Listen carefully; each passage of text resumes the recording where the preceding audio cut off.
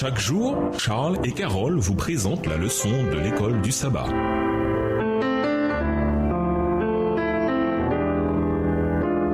Bienvenue dans votre émission. Dieu nous parle. La mort précède la connaissance de la volonté de Dieu. De nombreux chrétiens cherchent sincèrement à connaître la volonté de Dieu pour leur vie. Si seulement je pouvais connaître la volonté de Dieu pour ma vie, je sacrifierais tout pour lui, pense-t-il. Mais même après avoir fait cette promesse à Dieu, nous pouvons rester dans le doute quant à ce qu'est véritablement sa volonté. La raison de cette confusion se trouve dans Romains 12 et versets 1 et 2. Paul décrit comment nous pouvons connaître la volonté de Dieu et il soulève un point important. Si vous voulez savoir ce qu'est la volonté de Dieu, vous devez d'abord faire des sacrifices. Lisons Romains 12 et versets 1 et 2. Romains 12 et versets 1 et 2. Je vous exhorte donc, frères, par les compassions de Dieu, à offrir vos corps comme un sacrifice vivant, saint, agréable à Dieu, ce qui sera de votre part un culte raisonnable. Ne vous conformez pas au siècle présent, mais soyez transformés par le renouvellement de l'intelligence, afin que vous discerniez quelle est la volonté de Dieu, ce qui est bon, agréable et parfait. Paul écrit que nous pouvons discerner quelle est la volonté de Dieu. Romains 12, verset 2. Quand? Premièrement, nous avons une véritable compréhension des compassions de Dieu envers nous. Romains 12, le verset 1 dans la version second 21. Deuxièmement, nous nous offrons en sacrifice vivant à Dieu. Romains 12, verset 1.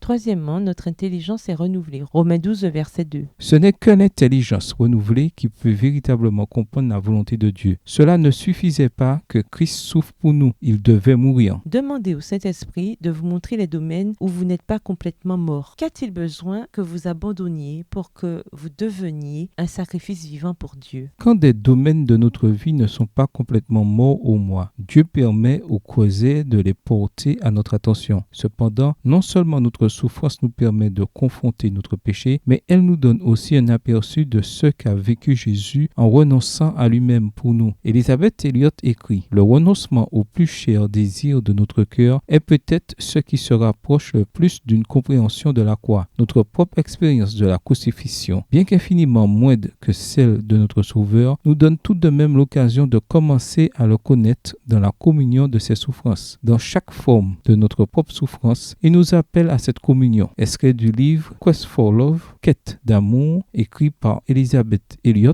à la page 182. Lisez Romains 12 et versets 1 et 2 dans un esprit de prière. Réfléchissez aux choses que vous devez abandonner afin de devenir un sacrifice. En quoi cela vous aide-t-il à comprendre les souffrances que Jésus a vécues pour vous sur la croix? En quoi cette compréhension vous aide-t-elle à entrer dans cette communion avec Jésus et ses souffrances? Au revoir. Et à demain si Dieu veut.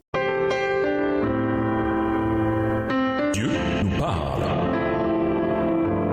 Chaque jour, Charles et Carole vous présentent la leçon de l'école du sabbat.